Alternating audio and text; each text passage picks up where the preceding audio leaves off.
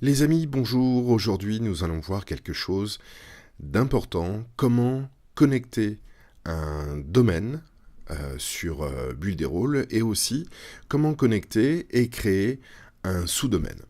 Alors, pour l'exercice, vous voyez, j'ai déconnecté ici mon domaine romaingeorgel.com. Donc, ce que je vais faire ici, vu que je veux connecter ce domaine, eh bien, je commence par le publier. C'est-à-dire qu'il est en ligne, mais il n'est connecté à aucun domaine. Donc, j'ai mon site ici, voilà, Romain Georgel, blablabla, blablabla, passer à l'action, payer, etc. Voilà, et maintenant, ce que je veux faire, c'est le raccorder à mon nom de domaine que j'ai acheté chez Namecheap. Vous pouvez l'acheter chez GoDaddy, vous pouvez l'acheter chez Builderall, vous pouvez l'acheter où vous voulez. Donc, je clique ici sur plus d'options et je clique sur connecter mon domaine.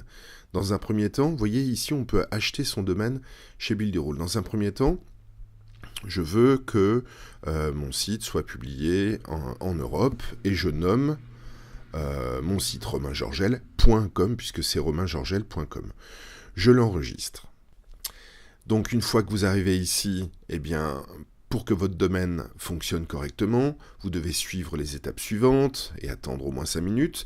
Vous accédez au site où votre domaine est enregistré. Donc moi, mon nom de domaine romaingeorgel.com est enregistré chez Namecheap, d'accord ? Et ensuite, on doit changer les DNS, qui sont les serveurs de nom, c'est-à-dire le code informatique qui permet de relier mon nom de domaine romaingeorgel.com à mon site web que j'ai créé chez Builderall, Romain Georgel, d'accord ? Donc vous avez ce premier code ici et ce deuxième code ici. Vous voyez, la différence, c'est qu'ici vous avez un 1 et ici vous avez un 2. Donc vous allez sur... Enfin, moi j'ai pris mon site sur Namecheap. Donc vous voyez, c'est Romain Georgel en fait. Il est déjà connecté, mais je l'ai déconnecté juste pour l'exemple. Par défaut, c'est sur Namecheap Basic DNS. Vous cliquez ici, vous cliquez sur Custom DNS. Et là, vous mettez le premier, vous mettez le deuxième, qui chez moi sont déjà mis, d'accord ? Et puis c'est parti. Donc là, évidemment, vu que c'est déjà fait, moi, normalement, j'ai une petite coche de validation ici sur laquelle je devrais cliquer pour valider l'opération, et c'est bon.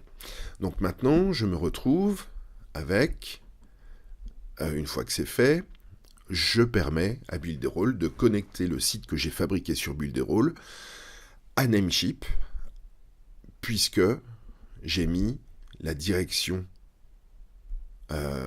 ici sur Namecheap. Donc je clique sur activer et j'enregistre. Voilà, puisque je l'ai déjà fait, donc il me propose de refaire la procédure, mais la procédure est déjà faite.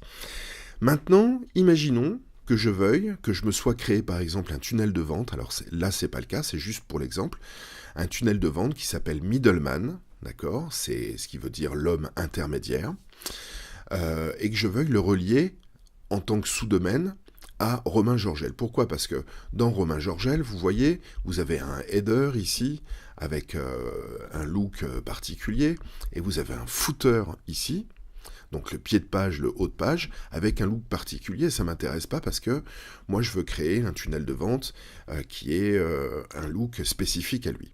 Donc on va imaginer que je prends ce middleman. Donc pour l'exemple, je vais le faire, et juste après, quand j'aurai fini cette vidéo, je vais le défaire puisque ce n'est pas mon projet. Eh bien, je peux commencer ici par le publier. D'accord ? Et une fois qu'il est publié, c'est-à-dire que si je clique dessus maintenant, il est en bleu, vous voyez, il est passé en bleu. Donc ça veut dire que je peux ouvrir ce tunnel de vente que j'ai fait ici.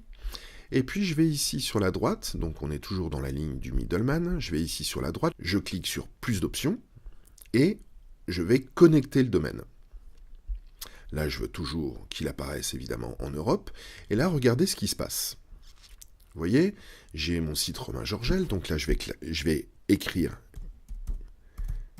Middleman, donc ça c'est le nom de mon sous-domaine, de mon futur sous-domaine que je veux relier à Romain romaingeorgel.com, j'écris middleman.romaingeorgel.com. Vous voyez, middleman.romaingeorgel.com. Donc ce que j'ai rajouté, c'est le nom du tunnel de vente ou de la page de capture ou de mon blog ou de ce que je veux.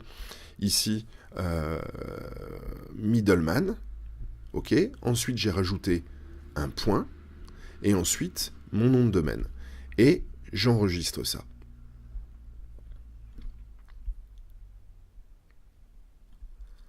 Et maintenant, vous voyez que ce site-là, quand je clique dessus, eh bien, le nom de domaine, c'est donc un sous-domaine de Romain Georgel, c'est donc www.middleman.romaingeorgel.com. Voilà comment vous faites pour connecter un domaine chez Builderall et comment est-ce que vous fabriquez des sous-domaines, sachant que des sous-domaines, vous pouvez en mettre en illimité sous chaque domaine que vous avez. Vous voyez par exemple ici, moi j'ai mon site builderall-français.com, ça c'est mon site pour Builderall, d'accord?